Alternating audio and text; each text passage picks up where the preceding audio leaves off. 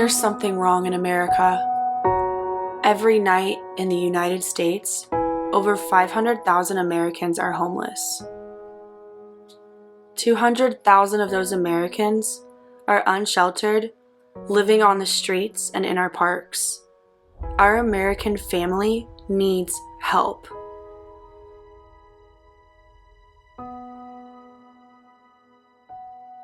Those are my bosses. I thought they were pretty great. I was really blessed to get this wonderful sales job. You see, I have a learning disability. And, well, I've been teased and rejected all of my life. I've been turned away from schools, jobs, and even friends. But finally, things are getting better. Now I'm starting to achieve all my dreams. Well, it turns out my bosses weren't so great. My boss informed me that if I wanted to get the top tier sales leads, I need to have a private meeting with him. That's not who I am. No.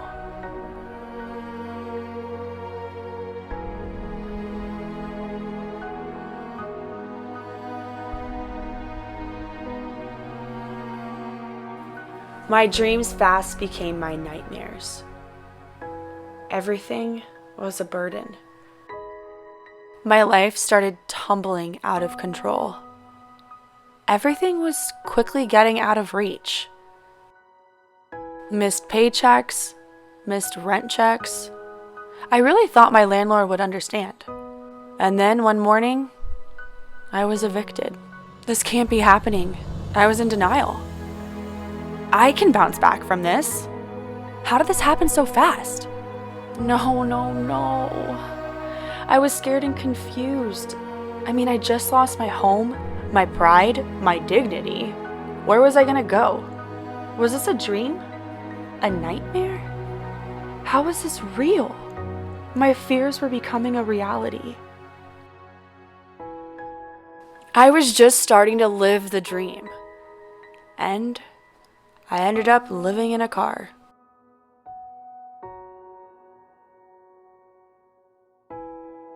Well, until another missed paycheck, another missed car payment, and I lost the car too.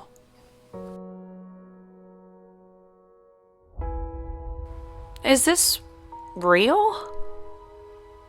Is this a dream? Is this a nightmare? Wow, when spare change starts to matter, like air, water, and food.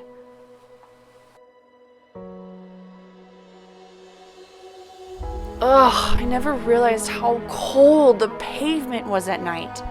I never realized how far I could fall in just a blink of an eye.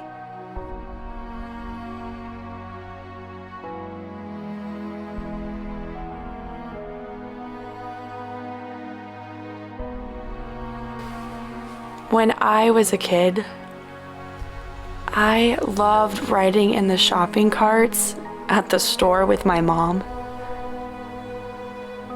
But I never thought I'd be trying to fit my whole life into one. Can anybody fit their whole life into a shopping cart? What a nightmare. Is this really what it's come to? I give up. I give up. I give up. I give up. I give up. I give up. I give up.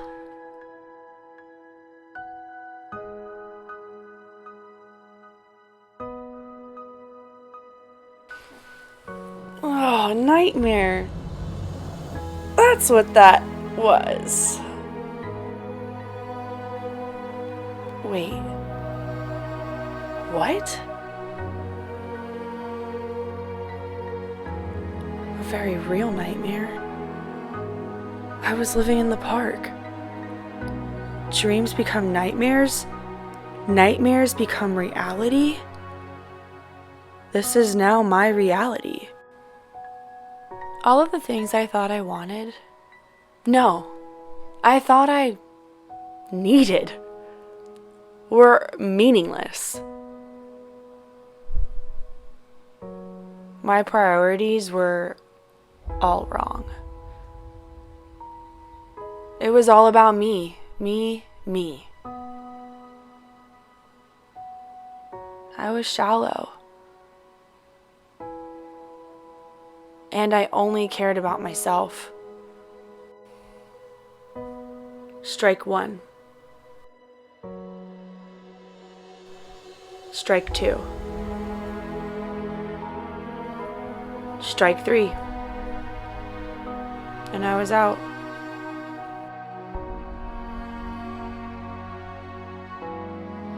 I hit rock bottom.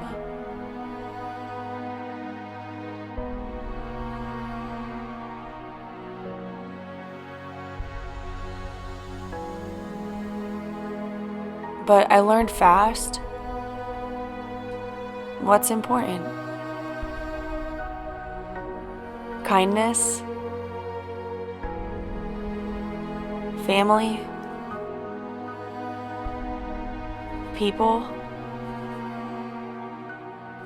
relationships, faith, and compassion.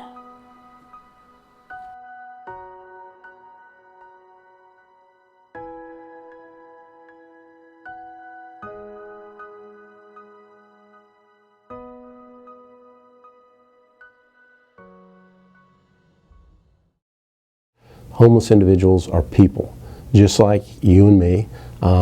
They just had some bad circumstance, whether it was a mental disability, a physical disability, a bad run of luck in terms of jobs, a family situation. So understanding and being compassionate that the people that are out on our streets that are sleeping under I-4 or in the bushes somewhere, they're people just like you and I.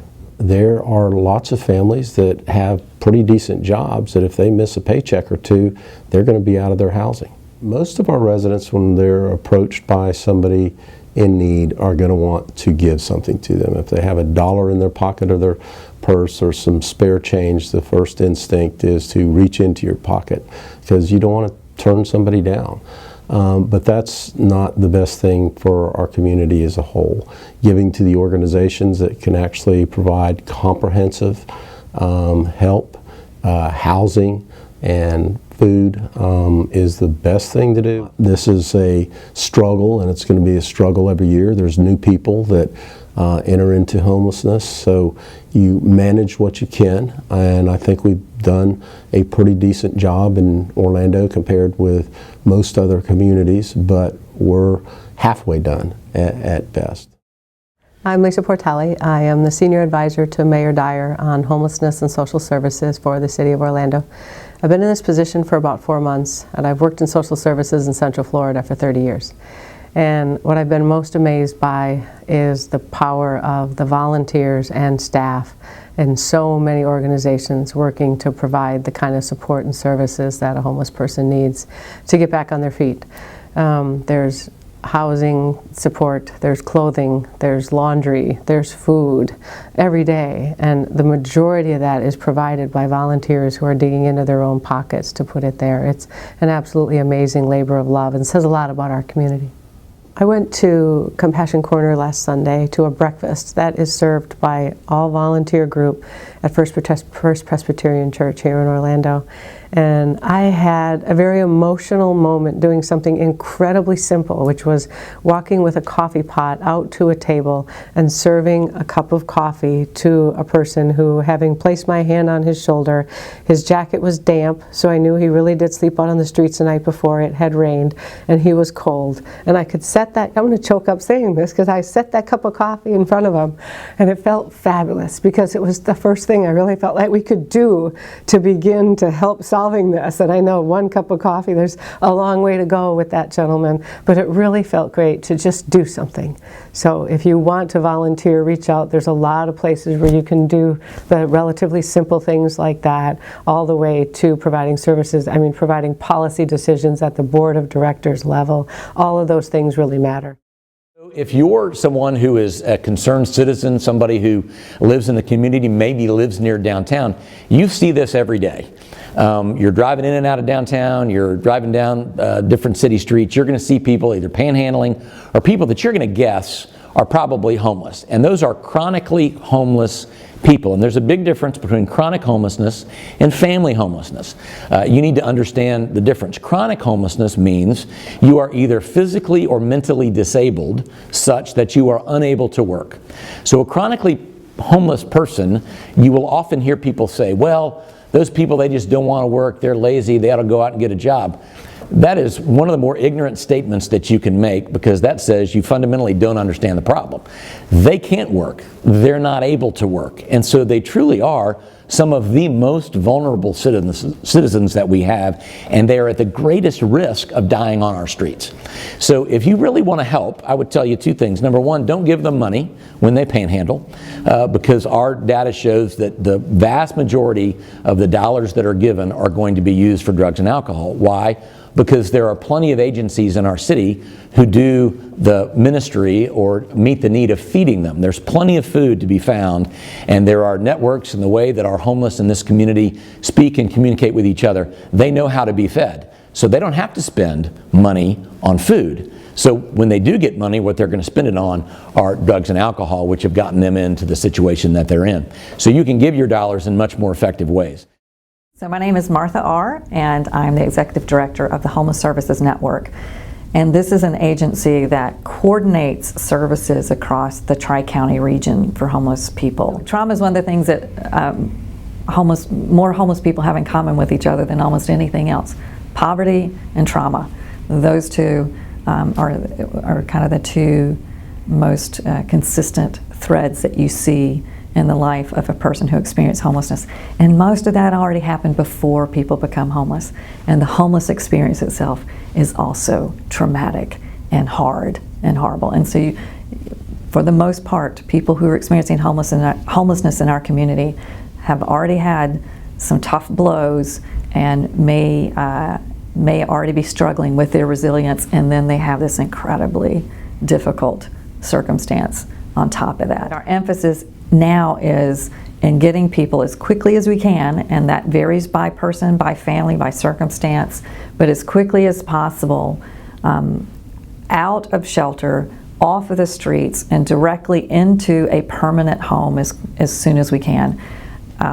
Recognizing that it's much better to help people stabilize in that permanent setting where they're going to live permanently than it is to help them stabilize in a temporary setting and then ask them to move again. That's disruptive, and we get better outcomes when we help support people in a permanent setting. And so our goal now is to move people into housing and then provide them the supports they need there to help them stabilize.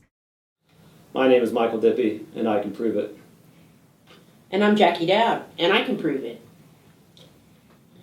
More and more, you need ID to do anything. You need it to cash a check, or open a bank account, or buy a beer. Buy a beer. We have a monthly client identification clinic, I think we're calling it these days. And we'll see more than 200 people who need help getting their identification documents. It takes about 120 or 130 volunteers to put on one of our monthly identification clinics, and so we always are in need of volunteers. You see their lives of dread and hopelessness when they arrive, and in a matter of 4 to 6 hours, when at least half of them have now obtained all their identification documents, it's inspiring to witness the joy and just the inspiration that's come into their lives. You know, if I was still homeless and back out there, I'd be dead by now. If not from the drugs, it would be from the cancer. I like to talk to all you. I said good news in the mornings, on Sunday mornings, you know. If you think there's no hope in the future for you, you're wrong. Because wherever God is, there's hope. And there's hope here in Central Care Mission.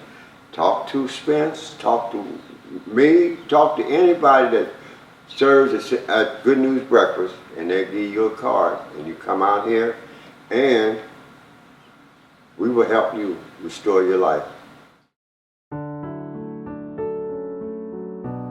I found help, and help found me. I'm extremely grateful.